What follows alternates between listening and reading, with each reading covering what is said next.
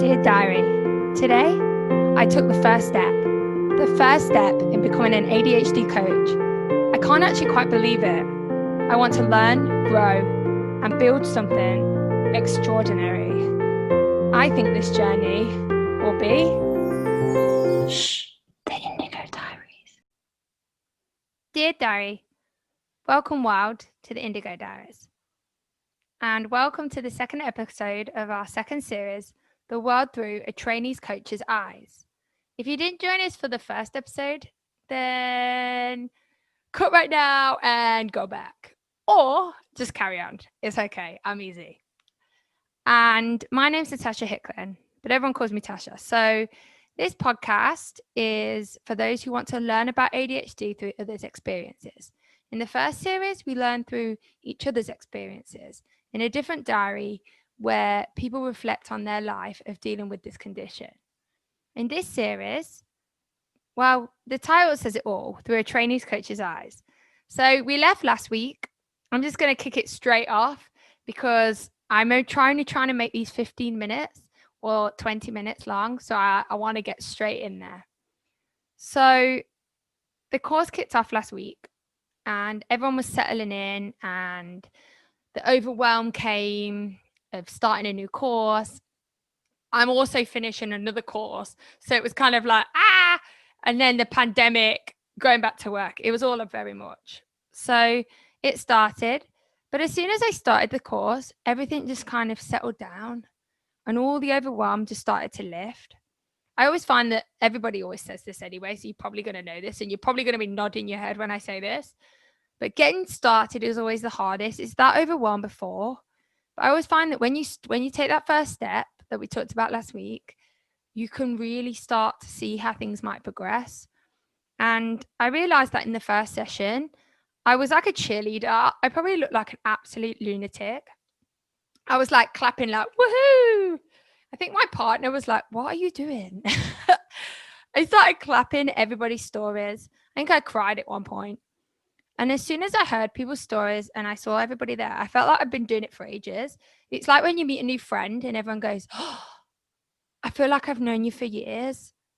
And that's how I felt. I felt like I've been doing this for ages. So this week started and we started to explore the term of what ADHD is and the history that led us there. So when I saw this topic, the history, I was like, oh my goodness. All I kept thinking was reading, facts, dates, reading, facts, dates. Yeah, that doesn't sit well with me. Working memory, interest, executive functions, long-term memory, I can go on for hours. So I was a bit dreading it. And then I saw the reading and it was visual timelines. I quite like timelines. I find them quite interesting. And I was so focused because I'm interested in this topic. I think that always helps anyway. I know that a lot of people say that ADHD is I say defect and I'm doing inverted commas, is kind of like a defect of interest rather than attention. And because I was interested, I absolutely just hyper focused on it. And I wanted to learn more. So let's get into it, okay? So ADHD, we talked about this last week, stands for Attention Deficit Hyperactive Disorder. But it's not always been called it. You've probably heard many different terms for it. However, a lot of people used to call it ADD. And ADD was used to describe the inattentive type that doesn't have hyperactivity. But I'm getting ahead of myself. So ADHD has 3 subcategories: hyperactivity and impulsivity, inattentive, and combined. So combined is a combination of those 2. It is a medical term to describe this neurological disorder of the mind or body. Some people don't like to use that word disorder. It's a condition or a way of being, however you want to view it. But they use the word disorder of the mind and the body. And I thought that was a really nice way to look at it. It's not just the mind, but also the body and how the body affects from it.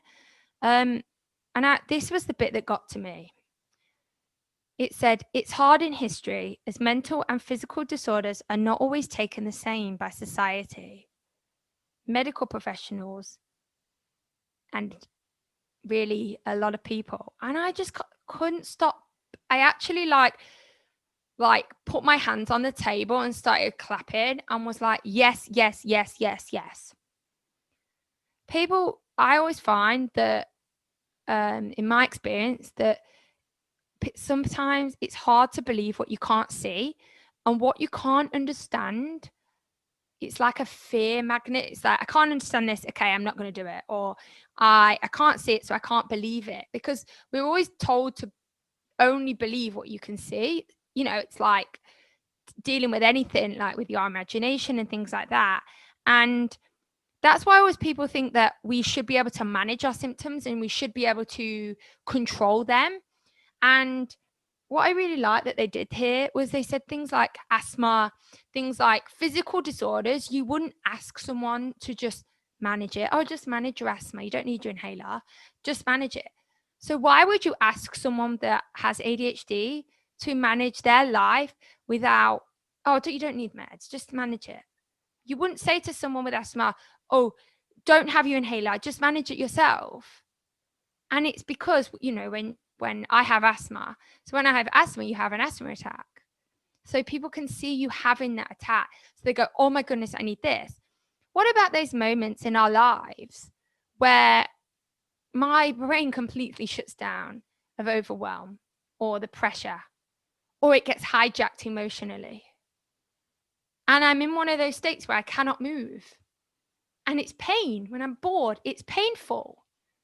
And sometimes when you express that, people go, oh, it's just in your head. I used to have that a lot when I was young. It's just in your head. And it's like, it's not just in our heads, but people cannot see inside your head.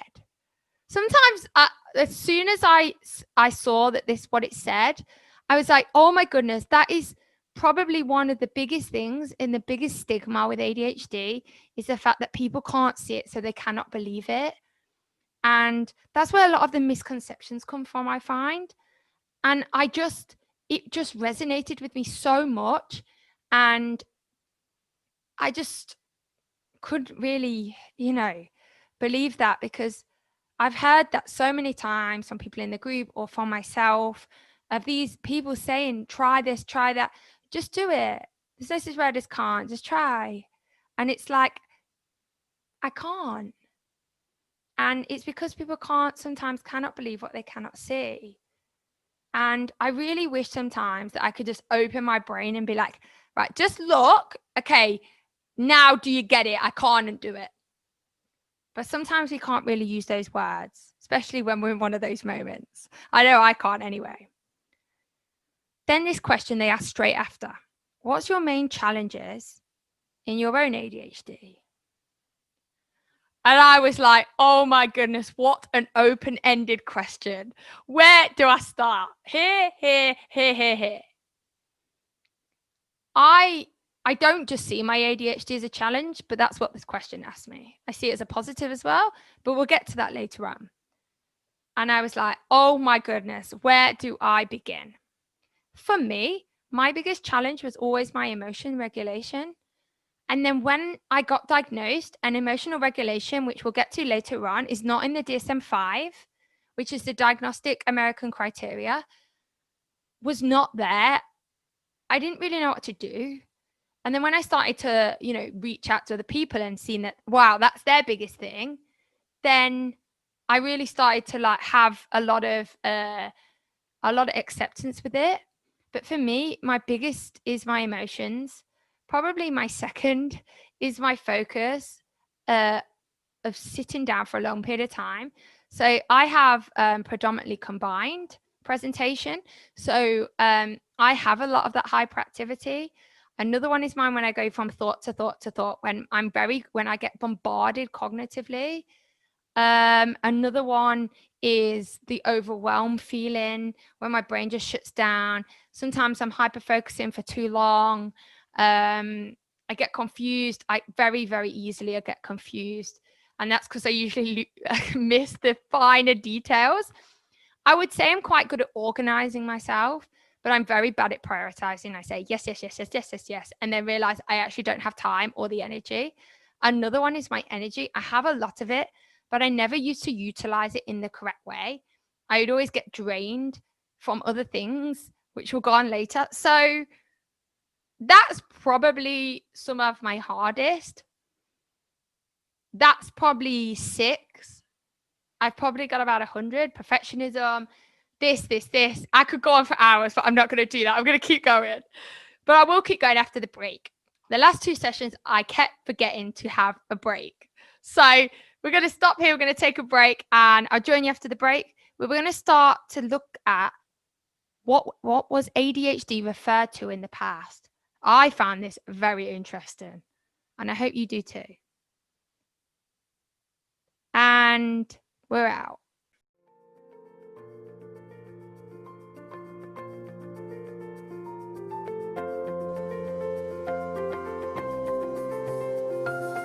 If you would like any information on Indigo's support group, check out the website below for our link to our Facebook page, or email at indigo.adhd2020@gmail.com. If you would like to offer any comments or feedback, or if you are interested in the world hearing your story, then please reach out, either through the group or through our email. As said before, have a good week. Check in again later, Indigos. Shh, the Indigo Diaries. And we're back. And I just have to say, before we go on, I'm so proud of myself that for the first time in 3 sessions, that's the trailer and the first episode, that I actually remembered to take a break. I was so proud, and I've not even got a reminder. I thought to myself, I need to have a reminder, but then I actually got started and then forgot to make the reminder. So, the history. So, I was very overwhelmed when I first saw that word history. I always just thought of that pain of history class in school. Oh my goodness, in 1952 and 3005. So, but I could remember all this off the top of my head. So really comes with the DSM-5. So the DSM-5 is the diagnostic criteria for different disorders, and but it's used nationwide, like all over the world, and it's had several names. So it started with the first one in 1952, and they had the name of minimal brain function. Let me just say that again. Minimal brain function. Like, what? When I saw that, I was like, what? But we're going to get onto that later. I can't keep going on for everyone. Then it was called hyperkinetic reaction of childhood. Then it was ADD, which is basically attention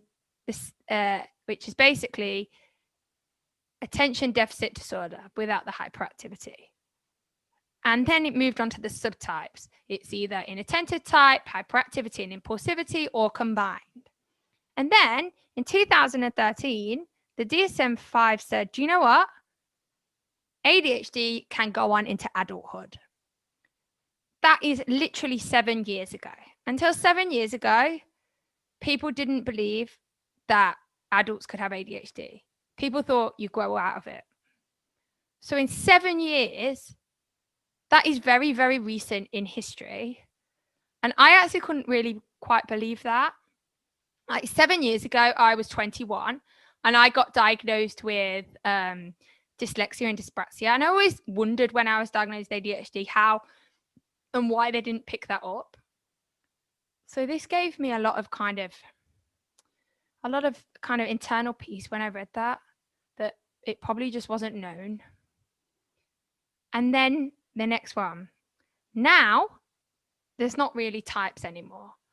They say predominantly presentations. So they've gone from 3 types to 3 predominant presentations, because I think that a lot of them can overlap. So like people with inattentive can still have hyperactivity and impulsivity tendencies, but not to the point of, more of cognitive hyperactivity internal. So after I read all this, my head was like, what? We've gone from this to this, to this, to this. And if you look back, minimal brain function to ADHD is very wildly different. And I couldn't really wrap my head around it. Then at the end, it said, in 50 years, it's come a long way. And knowing about the past, how has it helped you? And I was like, oh my goodness, I don't even know. Now, when I think back, and I think all of those things of how far it's come, like, can you imagine being diagnosed as a child with minimal brain function? Like, minimal means like, well, everybody, minimal brain function, like your brain only has a minimal capacity. And like, you're like your brain works less than other people. And then you go to hyperkinetic reaction of childhood, like it's a reaction of being a child. And then we came to ADD, and then ADHD, and then this and this. For me, it gave me a lot of peace with the fact that 7 years ago, when I was diagnosed with dyslexia and dyspraxia, that ADHD was not really seen in adults. And to see how far it's come, I just think that in 50 years' time, and I'll be like 80 in 50 years' time, of how far it's going to go. And that gives me hope. I think that there's so much good stuff out there now, but there is still much more stigma, misconceptions, not believing. And the number one for me is just closed minds. And with a lot of other disorders, everything's kind of come a long way. But I just feel that with ADHD, there's still so much unknown, and there's still so much wrong information. And that was the next thing they asked us. What questions does it raise? It raises, how in 7 years is there still this misconception that you're going to grow out of it? How is this still a misconception that people still don't believe it? Even after 50 years, yes, it might have been called something else back then, is still seen like a minimal brain disorder. How is it that in 50 years, it's still seen as something wrong with you? And it gave me a lot of hope that in 50 years, it's going to be better. But it also gave me a lot of doubt and still a lot of questions that are unanswered. And I think that that's what this course is meant to do. It's meant to challenge you. It's meant to see things through different lenses. And it's meant to see where kind of your opinions, your views, your experiences fit in. So right now, I'm kind of in the middle. It's nice to know about those past, but then it's also kind of hard to see the challenge and the hope. So another week, many more questions, some answered, some many more questions. I have a big list of questions, and I'm sure you do too. Next week, I'll be discussing about ADHD and the diagnosis process across the lifespan and worldwide, because that's a real big thing I find for a lot of people. And I'm really excited that they've started with this. They've started with the basics, but the basics that actually are practical for your life and hopefully for one day, clients' life to give advice on. And the fact that it's worldwide just says everything to me. So my encouragement for this week is the more you know about the past, the better prepared you are for the future. And that's by Theodore Roosevelt. And I really hope that that is a true thing with when it comes to ADHD. The more we know about what has happened, the better we are going to prepare for the next few years to come, and for things like minimal brain disorder to not come back. The only way is up. That's what I see anyway. It's been really nice to speak with you, to verbal process yet again. I hope that you come back next week, you learn, you listen, and experience the world through the eyes of a coaching training. Why not, hey? What we got to lose? So it's been really great, Indigos, and I really look forward to hopefully, well, I was going to say seeing you all next week, but speaking to you all next week through wherever you are in the world. Stay safe in these hard times and have a great week. And just think that one more step into that future, you're going in the right direction. And we're out. Dear Diary, as the training process goes on, it makes me stop and wonder, could there be more for us? More light, more possibilities, and a place where we can truly be ourselves. I think this journey will be